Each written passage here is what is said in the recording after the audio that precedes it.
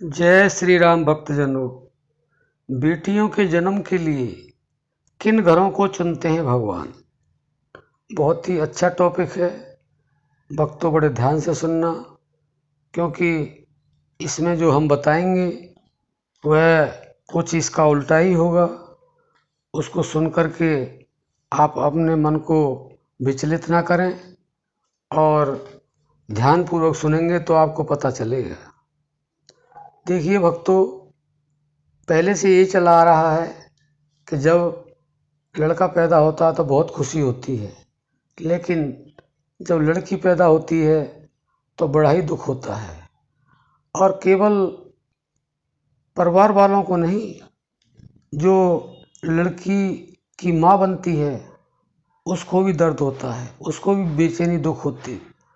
और जो दादी वगैरह होती हैं, बुआएं होती हैं, उनको भी बहुत ही अशुभ लगता है कि लड़की पैदा होगी। लेकिन भक्तों, यह उसका बिल्कुल उल्टा है। भगवान उन घरों को चुनते हैं, ऐसे व्यक्तियों को चुनते हैं जिन्होंने पहले तपस्या की हुई होती है और बहुत पुण्य अर्जित किया हुआ होता है, क्योंकि लड़कियां दो परिवार को रोशन करती हैं, एक अपने माता पिता का घर और दूसरा अपने सास ससुर का। लेकिन लड़के में ऐसा नहीं होता है, लेकिन समाज उनको ही वरीयता ज़्यादा देता है जिनके लड़के होते हैं। लेकिन ये बहुत गलत है, क्योंकि भगवान ही जान सकते हैं इस बात को कि लड़की का भार कौन सहन कर सकता है, लड़की को कौन पढ़ा लिखा सकता है। और जिन व्यक्तियों के पास जो सही माता पिता होते हैं, उनके पास अगर निर्धनता भी होती है, उसके बावजूद भी वह लड़कियों को इतना पढ़ाना चाहते हैं कि लड़कों से भी ज़्यादा। धन्य हैं ऐसे माता पिता जो लड़कियों को लड़कों से बढ़कर वरीयता देते हैं।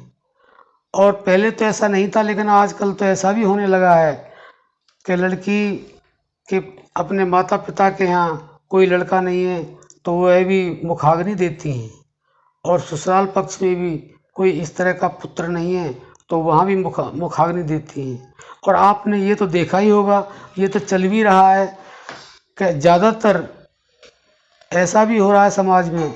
लड़के हैं, लड़के माँ बाप को दुत्कारते हैं, उनको मान सम्मान को ठेस पहुंचाते हैं, और लड़कियां हमेशा 99% माँ बाप का दुख दर्द समझती हैं, सासू ससुर का दुख दर्द समझती हैं, और समाज में इतनी प्रतिष्ठा हासिल करती हैं जो कि एक लड़का नहीं कर सकता है। तो भक्तों, वास्तव में ही बहुत लोग इस तरह के हैं जो चाहते ही नहीं है कि हमारे यहाँ लड़की पैदा हो, क्योंकि उनके अंदर इतनी क्षमता ही नहीं है कि वो उनका भार सहन कर सकें, या कुछ ऊंच नीच हो जाए तो उसको बर्दाश्त कर सकें। इसलिए हिम्मत वालों को, जिन्होंने बहुत तपस्या की है उनको, और जो उनका भार सह सकते हैं, क्योंकि लक्ष्मी का भार सहना हर एक की बस की बात नहीं है। क्योंकि स्त्री अगर ना हो तो इस संसार में कोई भी पैदा नहीं हो सकता। बिना स्त्री के चाहे कोई भी क्रिया हो, आजकल तो बहुत क्रियाएं हो गई हैं, तो उस तरह से बच्चा पैदा करने के लिए, लड़का हो या लड़की, उसके लिए औरत की ही आवश्यकता है। औरत अगर नहीं होगी तो इस सृष्टि में कोई होगा ही नहीं, और जब सृष्टि में कोई होगा नहीं तो सृष्टि किससे संचालित होगी। तो प्यारे भक्तों, ये आप समझ गए होंगे कि कैसे लोगों को, कैसे घरों को चुनते हैं भगवान, जो तपस्वी होते हैं, जो महादानी होते हैं, और जो भार सहन कर सकते हैं, जिनके अंदर संयमता होती है, दृढ़ता होती है, वही उन शक्तिमान, सर्वशक्तिमान जो शक्ति है उसका जन्म अपने घर चाहते हैं। अन्यथा जो दुर्भाग्य होते हैं वो लड़का ही चाहते हैं, और वो चाहते हैं कि हमारे यहाँ लड़की पैदा ही ना हो। तो ये भगवान की देन होती है, और भगवान ही इस चीज़ को जानते हैं कि इस सृष्टि में कौन भार सहन करेगा। लेकिन एक बात और भी है भक्तों, ये भी ध्यान से सुने आप। कुछ लोग ये समझते हैं कि उनकी लड़कियां पैदा हो गई, उनकी परवरिश अच्छी से नहीं करते हैं तो उनको वास्तव में अगले जन्म में गरीबी ही मिलती है। वो उनको दान करने का भगवान मौका ही नहीं देते हैं, क्योंकि वे समझते हैं कि लड़की पैदा हो गई तो हमारे यहाँ गरीबी आ गई। गरीबी नहीं आ गई भक्तों, ये आपकी परीक्षा है।